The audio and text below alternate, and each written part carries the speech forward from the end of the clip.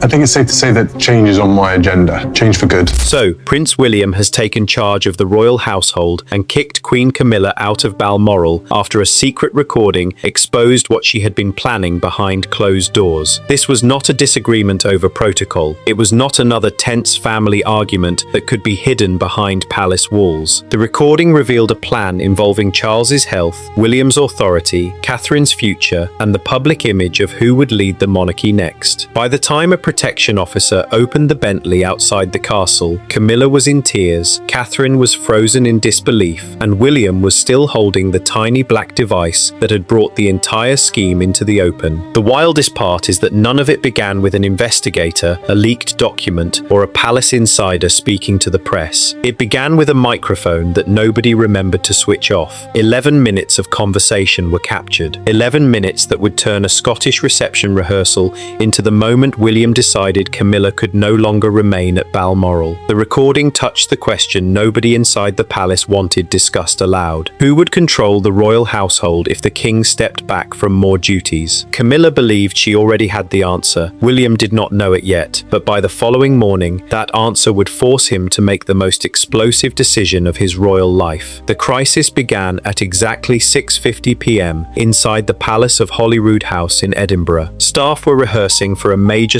Scottish reception honouring youth charities, military families, and regional community leaders. King Charles was expected to make only a brief appearance. His programme had been quietly reduced, while William and Catherine were preparing to take a far more visible position the following morning at St Giles Cathedral. That next appearance mattered. Catherine was scheduled to stand beside William and introduce a children's well-being initiative across Scotland. That initiative was not merely another name on Catherine's royal programme. She had spent years explaining why the earliest stages of a child's life mattered so deeply to her.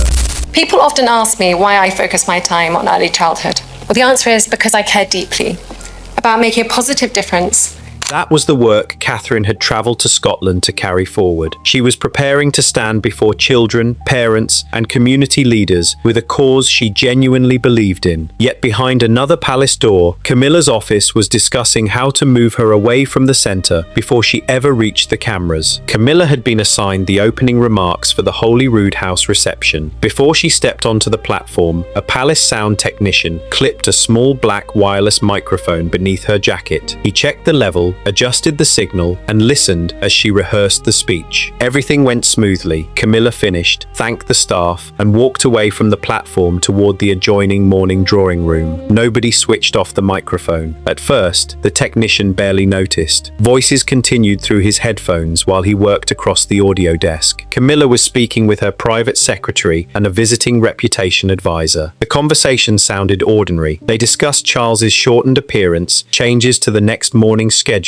and how the palace should respond if the king reduced his duties further. Then Camilla said one sentence that made the technician stop moving. During His Majesty's temporary withdrawal from public duties, I will guide the royal household through this period of transition. HI viewers, this is the moment to take a side. If you believe William was right to protect Catherine, defend his father, and stop Camilla from placing herself above the future of the crown, do not watch in silence. Type William and Catherine come first in the comments so the entire royal community can see where you stand. And if you truly support the family William is fighting to protect, press like, subscribe, and share this story. It costs nothing, but staying silent only gives Camilla's side the loudest voice. The technician stared at the live signal. Camilla had not posed the idea as a possibility. She spoke as though the position already belonged to her. Then William's name entered the conversation. Camilla said he must not be allowed to move too quickly into operational control. Public messaging, she argued, should remain with her office until Charles's position became clearer. Then Catherine became the target. Camilla described her as popular,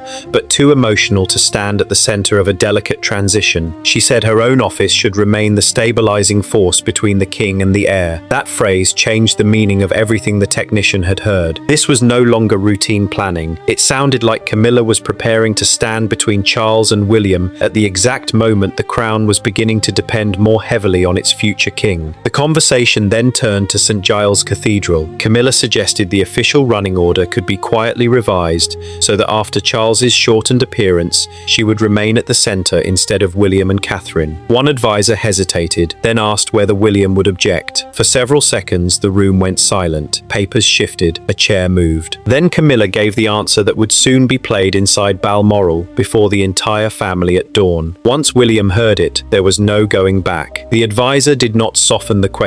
If the program was changed and William discovered it, what would happen then? Camilla's answer came without panic. He will object after the photographs are taken, and by then the country will already have seen who is leading. That was the sentence that changed the meaning of the recording. Until that moment, Camilla could have argued that she was discussing continuity. She could have claimed that every royal household prepares for sudden changes, but this was different. She was not talking about protecting an event from disruption. She was talking about using the cameras before William had time to respond. The image would come first, the objection would come later, and by then, in her own words, the country would already have received the message. At St. Giles Cathedral, the official program placed Charles at the beginning of the day. His appearance would be brief. Once he stepped back, William and Catherine were expected to carry the public focus. Catherine would meet representatives from Scottish early years charities and present the Children's Wellbeing Initiative she had spent weeks preparing. William would then speak privately with civic leaders about regional support, military families, and community work. Camilla's proposed change would shift that picture completely. Charles would still appear, but after he withdrew, Camilla would remain at the centre, while William and Catherine were moved further down the running order. Her office would control the first briefings. Her presence would dominate the photographs. The public would see Charles leave and Camilla remain. That was the strategy. The technician sat motionless at the audio desk. He understood the position he was in. The microphone had been left active by mistake. The conversation was private. Yet the words concerned the king's health,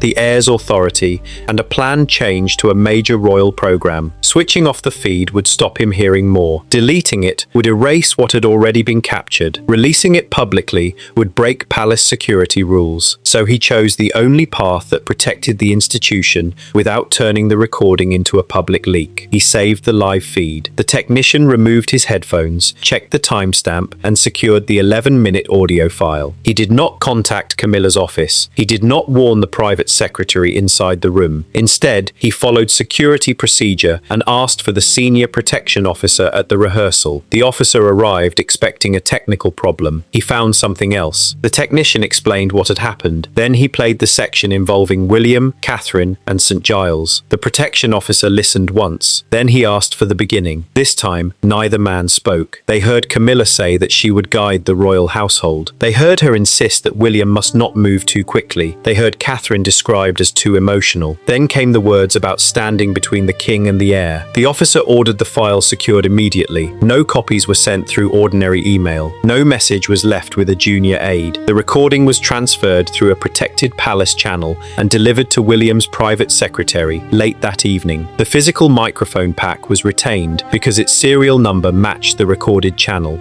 William was informed shortly before midnight. He listened alone. For William, the recording struck at something deeper than a disagreement over one Scottish programme. It challenged the public promise he had already made about the responsibility awaiting him.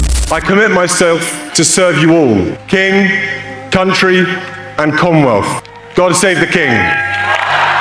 That promise had not been made for ceremony alone. Now, inside a protected room far from the cameras, William was hearing a plan designed to make his service wait while another household established itself before the country. He replayed the section about Catherine. Then he returned to the line about guiding the household. But the phrase he played 3 times was the one Camilla may have believed sounded harmless. Between the king and the heir. William understood exactly what that meant. Camilla was not simply asking to support Charles. She was describing herself as the barrier through which royal authority should pass. Then he heard the sentence about the photographs. Everything hardened, not anger alone, recognition. The plan had moved from private speculation toward action, and Catherine was already being pushed aside. William asked his private secretary one question. Had anyone from Camilla's office contacted staff about changing the St. Giles running order? The answer did not come immediately. A check began across the program team. One staff member confirmed that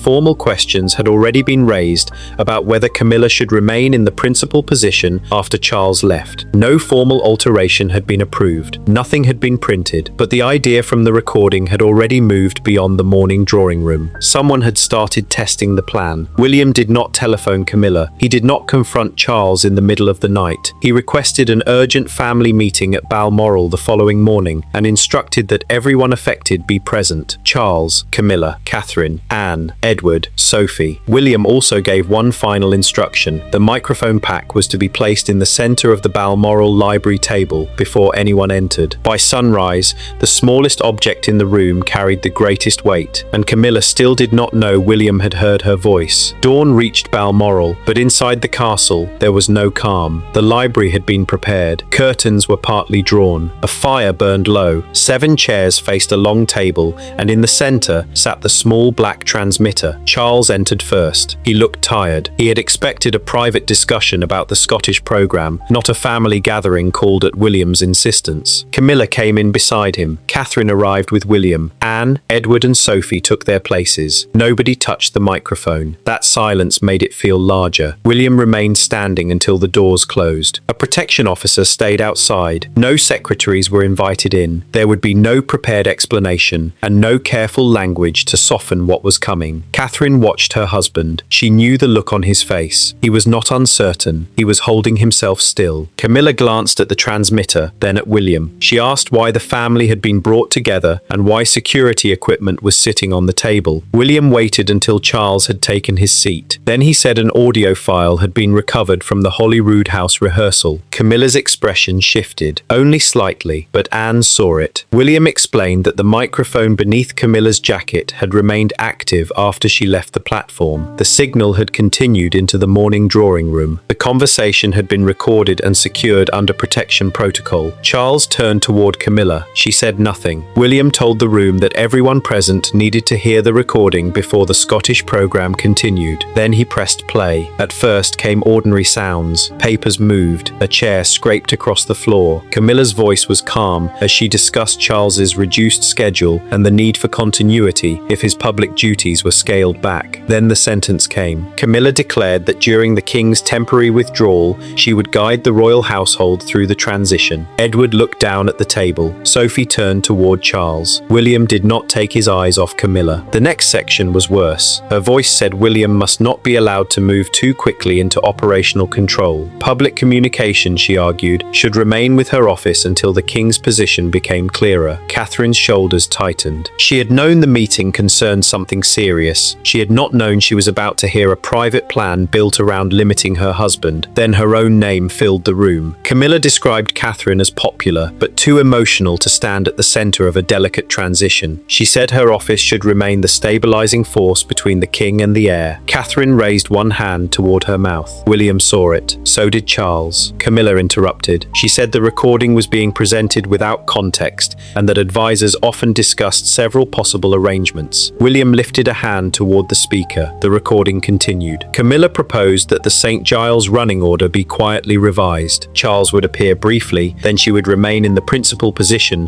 while William and Catherine were moved further down the program. Anne's face hardened. There was no shock in her expression now, only judgment. The advisor's question followed. Would William object? A short pause filled the recording. Then Camilla answered that he would object after the photographs were taken, and by then, the country would already have seen who was leading. The speaker clicked off. Nobody spoke. Charles closed his eyes. Catherine lowered her hand, but the hurt remained. This was not simply an unkind opinion spoken in private. Her role at St. Giles had been questioned because removing her would help someone else appear to lead. Camilla leaned forward. She insisted that the conversation concerned stability, not ambition. Charles had been under strain. The public needed reassurance. Her office had experience. Any discussion about changing the program, she said, had been exploratory. William asked whether calling Catherine too emotional had also been exploratory. Camilla replied that private advisors sometimes used blunt language. William asked whether securing the photographs before he could object was also blunt language. Camilla's voice sharpened. She said no final instruction had been issued and no program had officially changed. Nothing had happened. That was when William lifted the transmitter from the table. He held it between them and asked one question. Why had she been discussing how to position herself between his father and his father's Camilla's heir. Camilla looked toward Charles, but he did not rescue her. She said she had spent years protecting him and supporting the institution. If Charles reduced his duties, someone experienced had to prevent confusion. William asked again. Why between them? Camilla did not answer. Instead, she turned her anger toward the technician. She said a private conversation should never have been preserved, passed through security, or played before the family.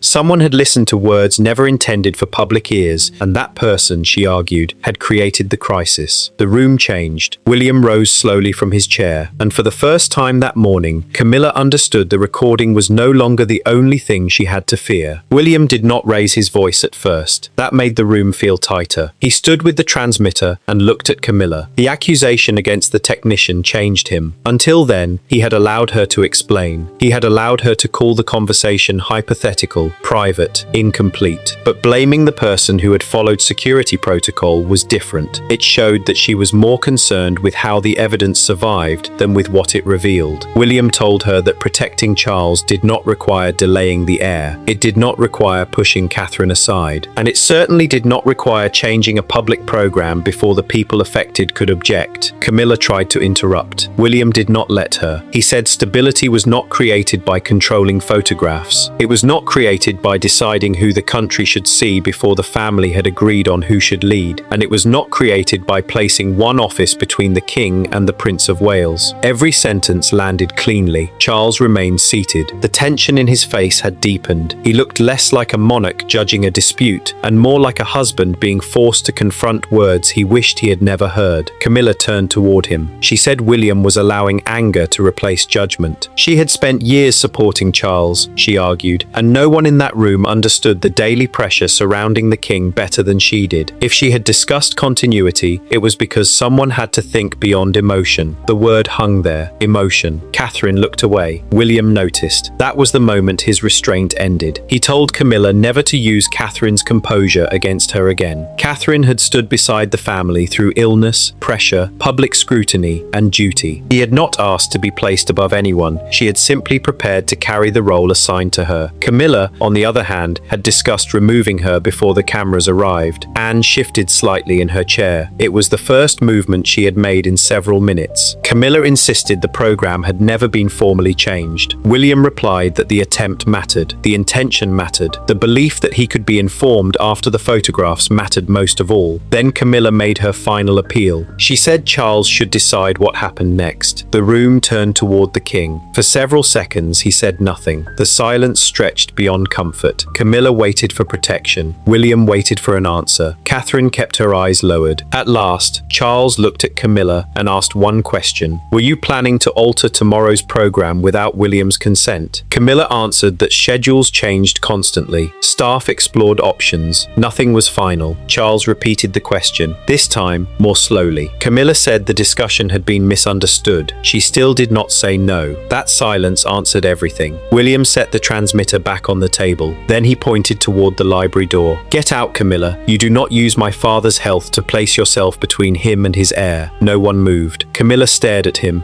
as though the words had not reached her properly. Then she said he had no right to speak to her that way in front of the family. Balmoral was the king's home. Charles was her husband. William could not simply order her out, but Charles did not stop him. That was the blow she had not prepared for. Royal watchers, this is where silence becomes a choice. If William was right to defend Catherine, protect his father, and stop Camilla from turning a private family crisis into her own moment of power, then do not sit quietly. Type William protected his family in the comments. Press like, subscribe, and share this story, because supporting William and Catherine means nothing if their supporters disappear when the pressure becomes real. Camilla looked again at Charles. He asked whether her office had already contacted staff about changing the St. Giles order. She hesitated. William answered for her. Informal questions had already been raised. Charles lowered his gaze. Camilla said she would explain everything privately, away from Anne, Edward, Sophie, and Catherine. William refused. Catherine had been discussed in the recording. William's authority had been challenged in the recording. The family had heard the evidence together, and no private conversation would erase it. Camilla's voice became unsteady. She said William was humiliating her. He replied that humiliation was not the same as consequence. The line stopped her. Outside the library, the protection officer heard chairs moving. William opened the door and instructed instructed him to prepare the Bentley. Camilla protested again,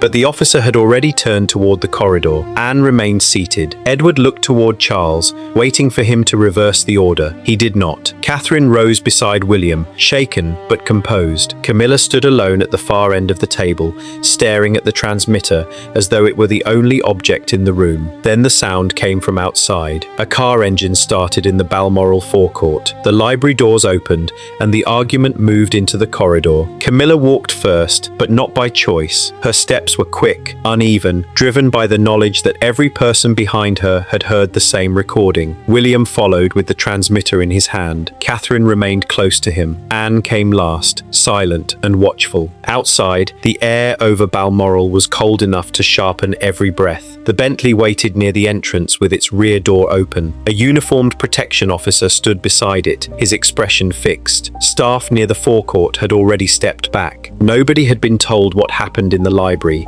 yet the sight before them explained enough. A queen was being sent away. Camilla stopped beneath the stone entrance and turned toward William. She demanded to know where he expected her to go. He answered that she would leave Balmoral immediately and take no part in the St. Giles program until her office's conduct had been reviewed. The decision struck harder than the order inside. St. Giles was not a minor engagement. It was the public moment around which the entire Scottish visit had been built. Cameras would be waiting. Community leaders would be present. Charles would appear briefly. Then the country would watch who remained beside the heir. Camilla had wanted that position. Now she would not be there at all. She said William was punishing her over a private conversation that had produced no official change. William replied that the absence of a completed act did not erase the intention behind it. Her office had already begun asking questions about the running order. The plan had moved beyond words. Camilla looked past him toward Catherine. For a moment, neither woman spoke. Catherine's expression carried no triumph. There was no satisfaction in seeing Camilla removed, only hurt. She had prepared for St. Giles because the work mattered to her. The children, the families, the charity representatives,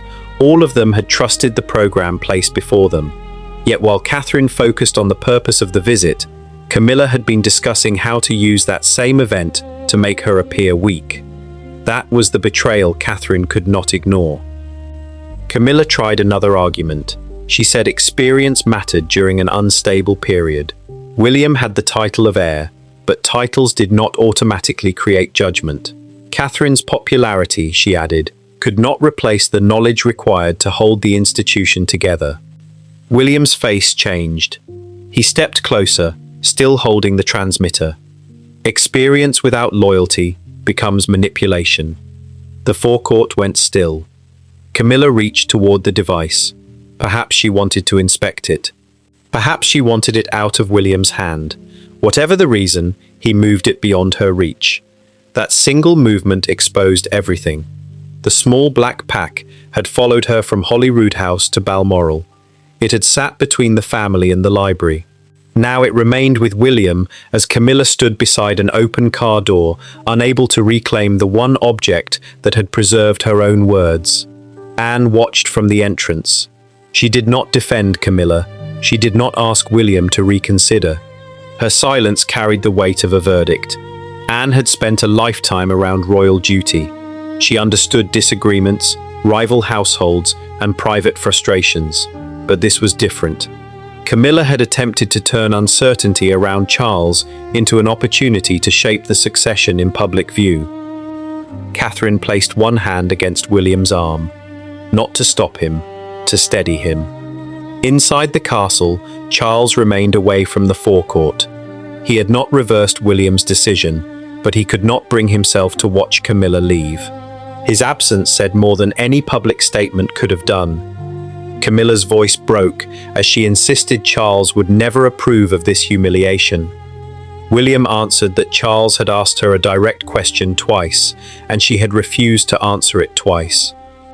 There was nothing left to discuss. The protection officer motioned toward the Bentley. Camilla entered slowly, then turned before the door closed. She warned William that removing her from one program would not settle the question of who guided the household if Charles stepped back further. William said nothing. The door shut. The Bentley rolled across the forecourt and disappeared beyond the gates. Catherine remained beside William. Anne stayed in the doorway. For several seconds, nobody moved. It should have ended there, but as William turned back toward the castle, the sound technician approached the protection officer with an urgent message. The 11-minute recording was not complete. A second fragment had just been recovered. It was shorter, quieter, and far more dangerous than the conversation already heard. In it, Camilla answered the question William feared had never been asked openly. What would happen if the heir refused to wait his turn? The message reached William before he had taken 10 steps inside the castle. The technician had recovered another section from the live feed, a fragment recorded after the conversation seemed over. It lasted less than a minute. There was no argument, no raised voice, no confusion. That made it worse. William returned to the library with Catherine and Anne. Charles was still there, staring at Camilla's empty chair. Edward and Sophie had not moved. The transmitter was placed back on the table, but nobody needed explaining. The technician pressed play. A chair shifted in the morning drawing room. Camilla's advisor asked what would happen if William objected once Charles reduced his duties further. Then came the answer. Then he can wait. The country must first see continuity, and continuity will come through me. The recording stopped. No one spoke. The first audio had shown intent. This final fragment showed scale. Camilla had not been thinking only about one appearance at St. Giles. She had been thinking beyond it, toward a longer period when Charles might step back and William move forward. Her plan was simple. Establish the image first, let the country see Camilla at the centre, then deal with William's objection after the public picture had already formed. That was the real danger. Royal authority is not built only through titles and documents. It is also built through repetition. Who stands beside the king? Who remains when he leaves? Who receives the cameras? Who speaks first? Who appears to steady the institution when uncertainty begins? Camilla understood that. So did William. Charles listened to the fragment a second time. His face changed, not with anger, but recognition. Until that moment, he could still have believed the earlier conversation was careless planning. The new words removed that comfort. Camilla had anticipated William's resistance and dismissed it before he knew. For Charles, the choice became unavoidable. He could defend his wife and weaken the heir, or he could protect the line of authority and admit that Camilla had gone too far. He asked William what he intended to do. William answered without hesitation. He would oversee the remainder of the Scottish programme. Every appearance connected to Charles's reduced schedule would come through his office. No change involving succession, public leadership, or the positioning of senior royals would be approved without his knowledge.